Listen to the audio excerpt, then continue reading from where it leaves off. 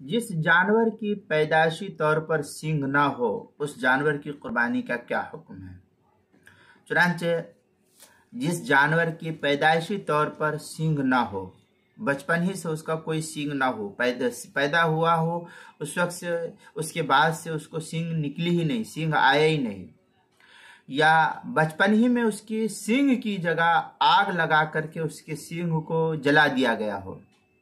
جس کی وجہ سے آگے اس کی سینگ بالکل نکل نہ سکی ہو، تو ایسی صورت میں اس جانور کی قربانی درست اور جائز ہے۔ چنانچہ فتاوی شام میں ہے وَيُضَحِّي بِالْجَمَاعِ هِيَ الَّتِي لَا قَرَنَ لَهَا خَلْقَ وَقَدَ الْعُدْمَى الَّتِي ذَهَبَ بَعْضُ قَرْنِهَا بِالْكَسْرِ۔ اس طریقے کی عبارت فتاوی شامی کی جو زکریا بک ڈپو دیوبند کا ہندی نسخہ اس کی دوسری 9ویں جلد صفحہ 467، فتاوی ہندیہ اس کی 5ویں جلد صفحہ 497، جامع الفتاوی اس کی 4تھی جلد صفحہ 407، کتاب المسائل دوسری جلد صفحہ 309 پر اس کو نقل کیا گیا ہے۔